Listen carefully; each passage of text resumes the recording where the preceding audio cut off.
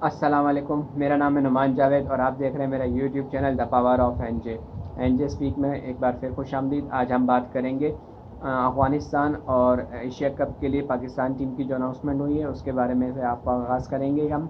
इनके कौन से प्लेयरों को इन किया गया है, कौन से प्लेयर खेल रहे हैं, कौन से निकले हैं, और इसके बारे में हम आपको तफसील से बताएंगे।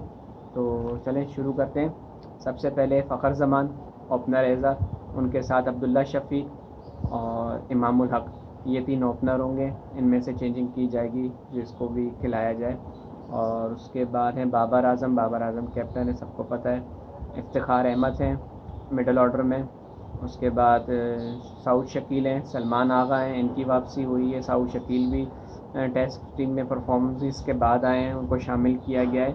अच्छा, सऊद शकील को सिर्फ अफ़गानिस्तान के लिए टीम में शामिल किया गया है। उसके बाद जमाम साहब फरमा रहे थे कि उनको देखा जाएगा, अगर उनकी परफॉर्मेंस अच्छी हुई तो फिर इन आउट हो सकते हैं वो। और सलमान अली आगा, इनकी भी बड़ी ज़बरदस्त परफॉर्मेंस रही है टेस्ट मैच में। उनकी इस परफॉर्मेंस को देखते हुए इनको टीम में शामिल किया गया है। उसके बाद हैं तैयब ताहिर, फ़ाइनल में एशिया कप के एमरजन एशिया कप के फ़ाइनल में पाकिस्तानी टीम के लिए जो उन्होंने फ़ाइनल में सेंचुरी मारी और इंडिया को चित कर दिया। उनकी इस परफॉर्मेंस के बिना पर उनको टीम में लाया गया है। बड़े ज़बरदस्त सेंचुरी मारी थी जिसकी वजह से इंडिया अभी तक रो रही है कि आप लोगों ने बड़े प्लेयर खिलाए हैं फाइनल, एक्सेट्रा एक्सेट्रा। और उसके बाद मोहम्मद हारिस को शामिल किया गया है एज अ कीपर, और उनके साथ रिजवान है। अच्छा जी, रिजवान की रिप्लेसमेंट में अगर रिजवान आगे पीछे हो जाते हैं, बीमार हो जाते हैं, जो कुछ भी होगा, इंजर्ड हो गए, तो फिर उनको हारिस को शामिल किया जाएगा। यानी कि हारिस तो टीम में शामिल हैं, लेकिन अगर वो अनफिट हो जाते हैं तो फिर उनको टीम में लिया जाएगा रिजवान की जगह पे, या हो सकता है एज अ बैट्समैन उनको चांस दे दें। अच्छा, सरफराज अहमद का नाम यहाँ पर शामिल नहीं किया गया। माहिरीन तो कह रहे हैं कि सरफराज अहमद को शामिल किया जाए, एक्सपीरियंस है ये वो, लेकिन उनकी परफॉर्मेंस नहीं है। वनडे और T20 में उनकी परफॉर्मेंस इतनी नहीं है। मेरे लिहाज से हारिस को ही शामिल किया जाए कि वो आपका फ्यूचर है, अब उस पर कॉन्सेंट्रेट करना है, उसको रिजवान के अंडर में लेके चलना है और वो अब आगे बढ़ेंगे।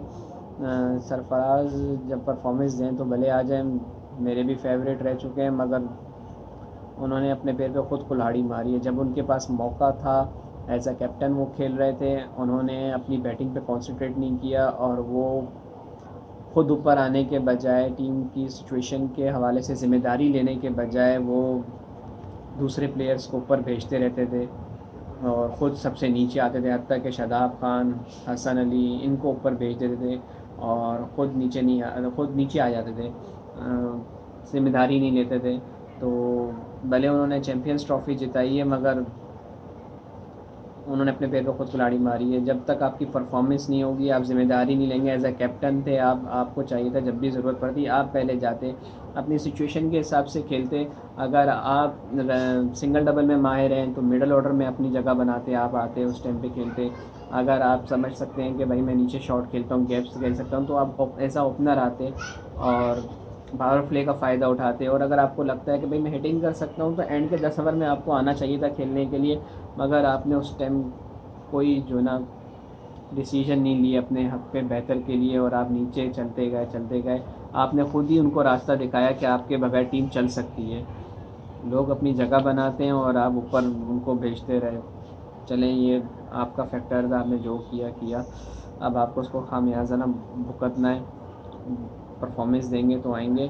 अच्छा जी, उसके बाद हैं फ़हीम अशरफ साहब। यार ये बंदा मेरी समझ से बाहर है, इसको पता नहीं क्यों शामिल कर लिया। 2 साल से टीम से बाहर था और इसको अचानक से बुला लिया और टीम में शामिल कर दिया। मेरी समझ में नहीं आता, इसकी कोई परफॉर्मेंस नहीं है, इसको ज़बरदस्ती का रगड़ा दे रहे हैं, ज़बरदस्ती इसको टीम में लाते हैं, खिलाते हैं। खेल ले भाई, खेल ले, इसकी मिन्नतें करते हैं, खेल ले, मगर इसकी माँ सिवाय कोई टेस्ट मैच थे जो उन्होंने इसने परफॉर्मेंस दी थी, उसके अलावा इसकी कोई परफॉर्मेंस नहीं है। इसको बहुत चांस दिया है, बहुत खिलाया है। एज अ बॉलर भी इसकी कोई इतनी परफॉर्मेंस नहीं है और एज अ बैट्समैन तो बिल्कुल भी नहीं है। आते हैं, हिट मारते हैं और चले जाते हैं। कोई इतना ये नहीं कि तेज़ खेल गए या कोई अच्छा, कोई इन्होंने मैच नहीं जिताया अभी तक।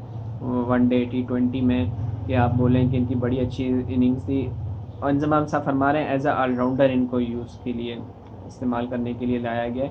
तो ये फिर सोचने वाली बात है कि पाकिस्तान डोमेस्टिक में या ए टीम में कहीं पे क्या कोई आपके पास ऑलराउंडर नहीं है जो बार बार घूम फिर के ये आ जाता है।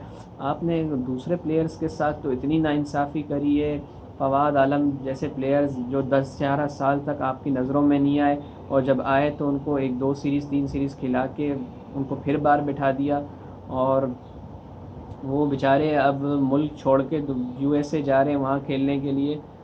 आप लोगों ने प्लेयर्स के साथ किसी के साथ इतनी नाइंसाफ़ी करी है और किसी के करियर बनाने के पीछे आप इतना हाथ धो के पड़े हुए हैं कि उसको खिलाए जा रहे हैं।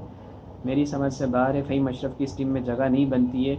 अगर आपको ऑलराउंडर चाहिए तो आप कोई आमिर जमाल हैं उनको यूज़ करें, वो आगे फ्यूचर हैं आपका, और उसको लेकर आएँ, उनको खिलाएँ।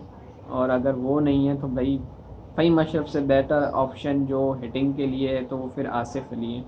आपने जब इनको इतना चांस दिया है तो फिर आसिफ अली को भी चांस दें या फिर आमिर जमाल को लें एज ऑलराउंडर।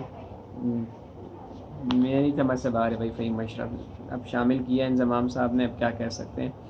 अच्छा जी, उसके अलावा फिर स्पिनर्स में शादाब खान है, उसके बाद उसामा मीर है स्पिनर्स में। और फिर फास्ट बॉलिंग में आ जाएँ तो फास्ट बॉलिंग में शाहीन शाह अफरीदी हैं, हारिस रऊफ़ हैं, मोहम्मद वसीम हैं और नसीम शाह हैं। और ये तो आपको पता ही है, ये कोई नाम किसी तारीफ़ के मोहताज नहीं है। यही बॉलर्स होने थे, यही चल रहे हैं। और बस मेरे को तो फ़हीम अशरफ से एतराज़ है। बाकी सब सिलेक्शन सही हैं, उसमें कोई ऐसा मसला नहीं है। अच्छी सिलेक्शन की है, यही टीम होनी थी, कोई ज़्यादा चेंजिंग इसमें नहीं होनी थी। लेकिन मुझे भाई फ़हीम अशरफ साहब से एतराज़ है। मैं नहीं समझ पा रहा हूँ कि उसको टीम में क्यों शामिल किया गया है। और अगर आपको ऑलराउंडर की इतनी अशद ज़रूरत थी तो उसामा मीर की जगह आप मोहम्मद नवाज़ या इमाद नसीम को भी डाल सकते थे। और आपको देखना चाहिए कि फ्यूचर में यानी कि भी वर्ल्ड कप के लिए स्पिनर्स वहाँ पर मैटर करेंगे। इंडिया में वहाँ स्पिनर्स की ज़रूरत पड़ेगी आपको, तो आपको इनको ट्राई करना चाहिए था। मगर पता नहीं क्या सोच के सिलेक्शन करी इंजमाम साहब ने। इंजमाम साहब अभी दोबारा नए चीफ़ सेलेक्टर बने।